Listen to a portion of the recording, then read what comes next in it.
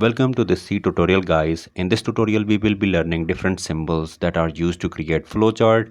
We will be solving an example in which we will be creating the flowchart of that code as well. So let's begin. Flowchart basically represents the sequence of steps in a code from start to finish. So let's discuss those steps alongside with their respective symbols. So the first one is start. Start has this oval shaped symbol in the flowchart. And then we have the user input. We use this parallelogram shaped symbol for the user input in order to represent it in a flowchart. And then we have this symbol for the process. For example, we do some calculation in coding. For that we use this rectangle shaped symbol. And in order to make some decision based on some condition, we use this diamond shaped symbol. And we use this mostly for if and else statements. And again, we have these two processes. And finally, at the end, we use this oval shaped symbol just like we use for the start. In order to better understand the flowchart, now let's solve a basic example using the flowchart, and we will be doing the coding as well. In this task, we have to take the user input for the 5 subjects. Then we will be calculating the average of those 5 subjects, and we will be making a decision here. If the average marks of the user is greater than or equal to 80, we will congratulate him or her. Else, we will ask him or her to put more efforts. And this is the flowchart of this example. We are going to start with this oval shaped symbol, and then we will be taking the user input for the 5 subject, and we have learned that we use this parallelogram shaped in order to take the user input. And then this is the process. We are calculating the average, and then we are going to make a decision based on the condition. If the marks are greater than 80, we are going to congratulate the user, and then the code will get end here.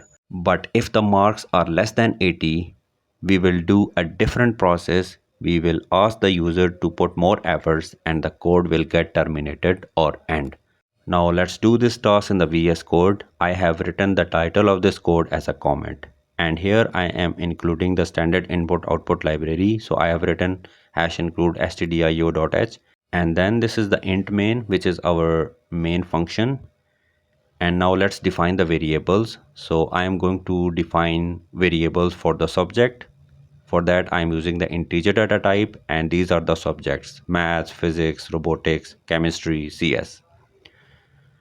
And then I'm going to take the user input. For that I am writing here printf, and in between these brackets and inverted commas I'm typing enter your marks in, and here I'm writing maths.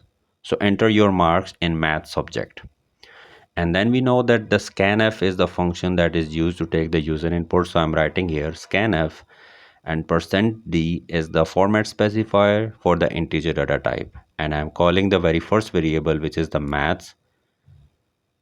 And I'm going to copy the same these two lines, and I'm going to paste it here 5 times because we are taking the user input 5 times.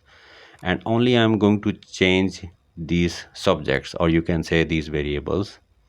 I'm replacing these variables here, and that's how we can take the user input 5 times very easily. So as you can see, I have taken the input from the user for 5 subjects. And before moving forward, I want to run this code in order to see if I have make any error or not. So here I'm randomly entering the marks, and the code is working fine until now. And now the next step, as we have learned in the flowchart, is that we have to calculate the average. So here I am going to define another variable average that I am going to use here as well. So AVG, or average, is equal to marks of all subjects divided by number of all subjects.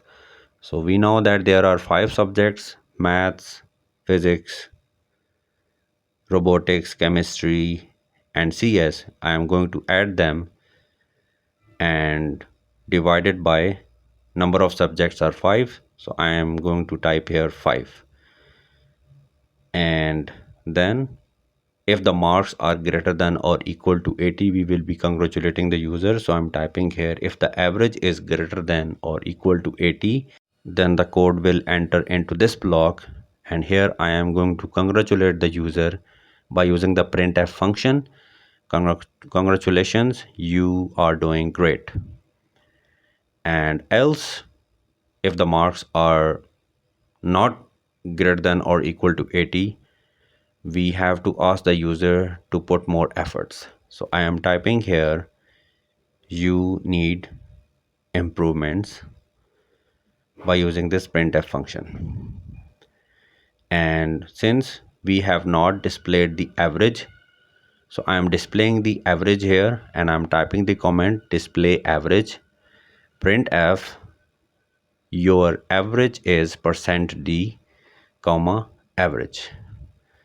So let's run this code, and I am typing here the marks that should be greater than 90, and it displays your average is greater than 90. In order to move to the next line, I am typing here \n, and intentionally I am adding here numbers greater than 80, and the code is working fine. It congratulates the user when the average is greater than 90. And now let's see the other case. It says you need improvements when the average is less than 80. So that's all of the things that we have learned in the flowchart as well. So if you find this video helpful, then please hit the like button and subscribe to my channel. Thanks for watching.